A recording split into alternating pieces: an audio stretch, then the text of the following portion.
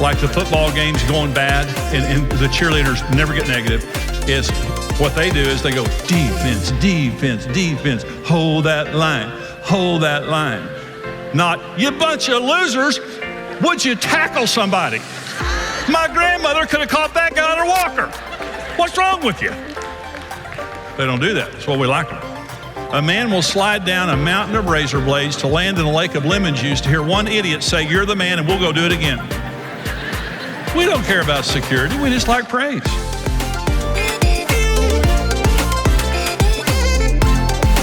Our husband, the one that we're supposed to be like, he died for us on the cross so that we wouldn't go to hell, that we would be seated with him in heavenly places.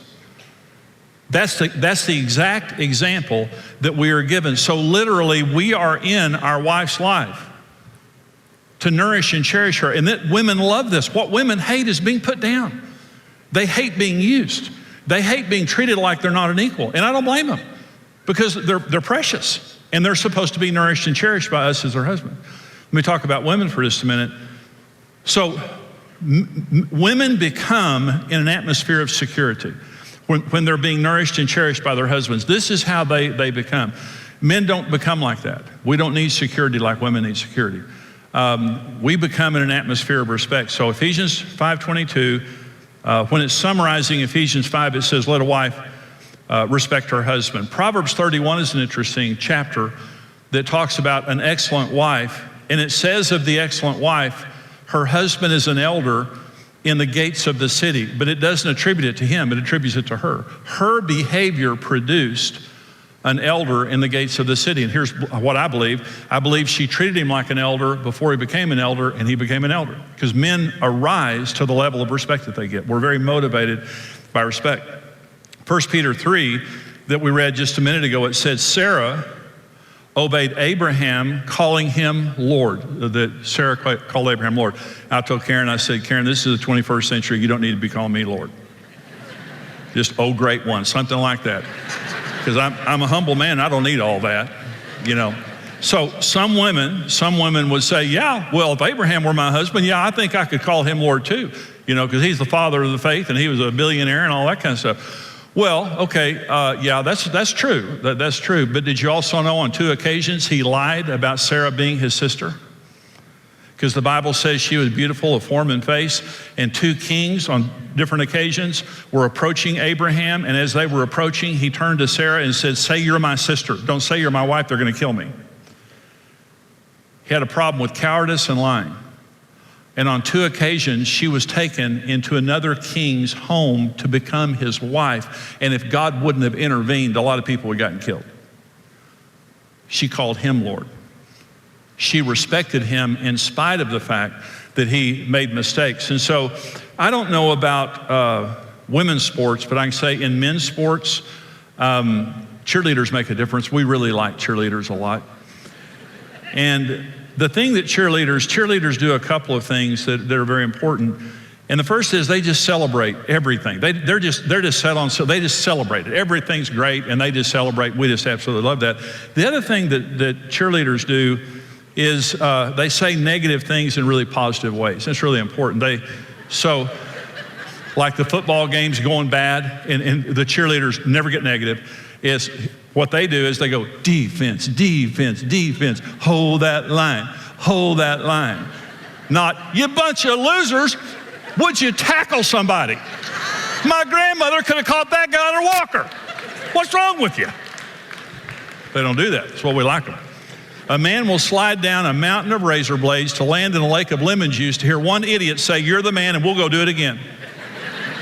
We don't care about security. We just like praise. Okay, number 3. Here's why the roles in Ephesians 5 are so perfect. The roles in Ephesians 5 disable our sin natures and keep them from destroying our marriages, okay? We have a sin nature, okay? All of us in here have a sin nature, and our sin nature cannot be successfully married. Our sin nature is full of anger, jealousy, moodiness, selfishness. It's just our sin nature is going to sabotage every relationship that we're ever in. And so if we're gonna have a good marriage, we've got to neutralize our sin nature. You say, well, how do we do that? The roles. The roles in Ephesians 5 neutralize our sin nature. Let me talk about it for just a minute. So the roles are different because our sin natures are different. Now, what we have in common related to our sin natures is rebellion, independence from God. That's men and women, we like sheep have gone astray is what Isaiah says, and that's the truth. We have independence and rebellion in common, but our sin natures are different, and that's why the roles in Ephesians 5 are different. So women, let me talk about them for just a minute. So Adam and Eve ate the fruit, but they ate it differently. They had different issues, okay? So Eve was not present when Adam was commanded not to eat the fruit.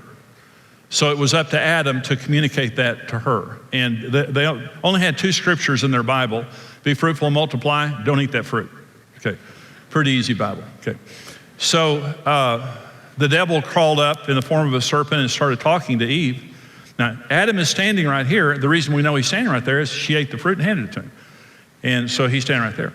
And we know that God, it's the cool of the day when God walks up. We know that because they ate and God walked up.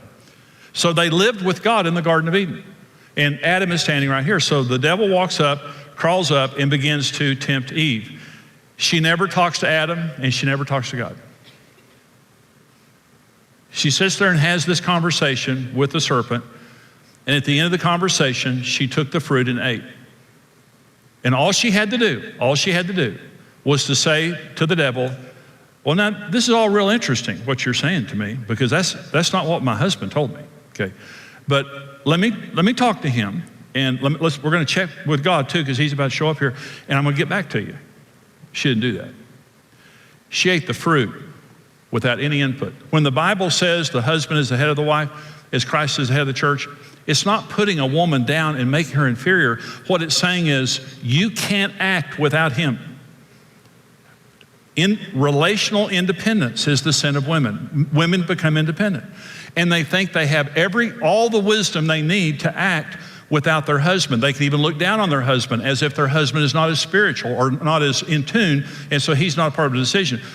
We are different. We're more objective in some ways. And so if she would have turned to Adam and said, honey, are you hearing what he's saying over here? Adam would have said whatever he said, but there would have been a higher chance of them not sinning. If they would have waited for God to walk up, they wouldn't have sinned. But she didn't.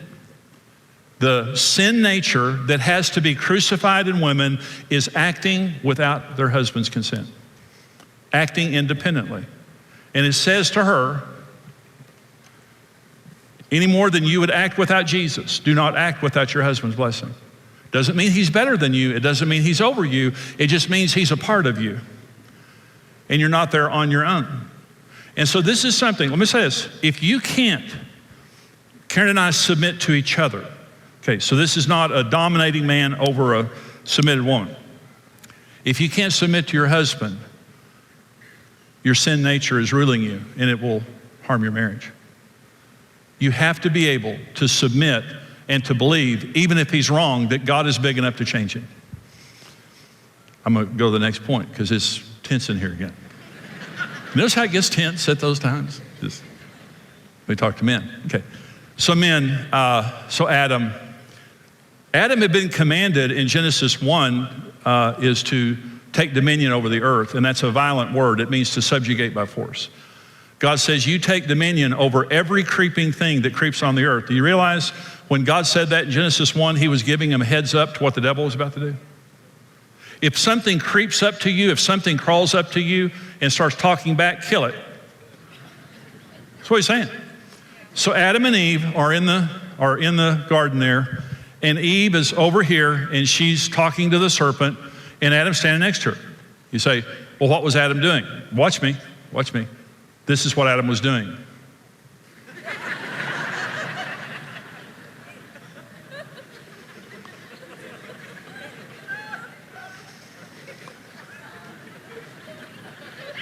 Checked out.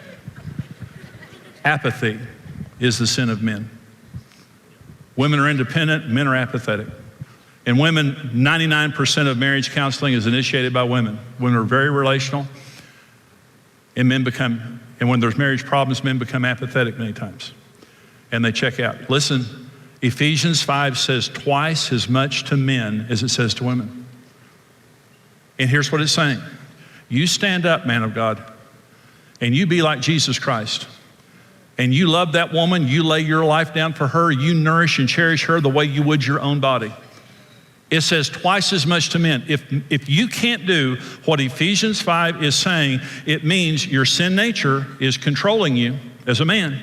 And that apathy, that natural apathy that causes us to check out of relationships when we're uncomfortable or when we're challenged, it will harm your marriage. It will harm your wife. And that's what I did. I went, played golf, worked, checked out. Karen drove her crazy, on the brink of divorce. But the roles are very simple. They're not complicated at all.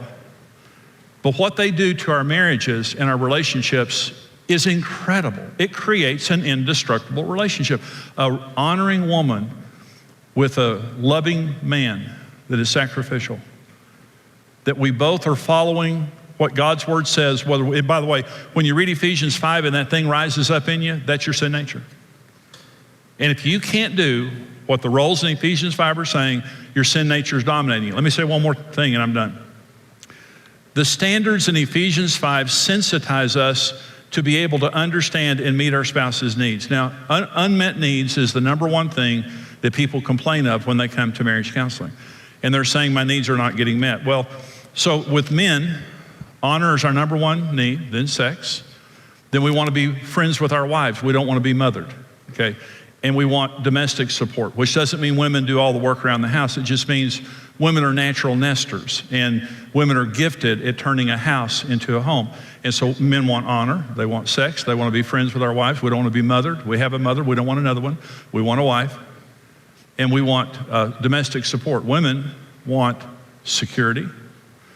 They want soft, non-sexual affection. There's not a cell in a man's brain that can understand that. Will you just hold me? That's what she means. That's all she means by it. Men are going, what does that mean, just hold you? Open and honest communication. She doesn't want headlines. She wants you to cough it up with feeling. She wants you to talk to her patiently and fully. And she wants leadership. She doesn't want to be dominated, but she wants you to be the loving initiator of the children, of the spirituality, of the finances, and of the romance. In Ephesians chapter 5, if women do what God has told them to do in Ephesians 5, their husband's needs are naturally met. It's just natural.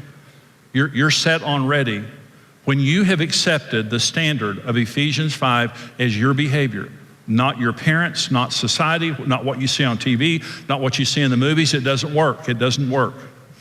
The only thing that works is this. There is no plan B. And when you say, I am going to love my wife sacrificially, I am not going to detach and become apathetic. I'm not going to blame everything on her and wait for her to change. I'm going to be a man of God and I'm going to be like Jesus. And you say, I'm going to be a godly woman and I'm going to respect my husband, even when it's difficult. And I believe if I do the right thing, that God is big enough to change my husband's heart. And you take that stance in your marriage, it changes everything. It's a game changer. It doesn't mean you'll never have problems. It just means you'll be able to solve your problems. And it minimizes your problems. I thank God, not only that he created marriage, the special relationship, but I'm thankful that he created it perfectly.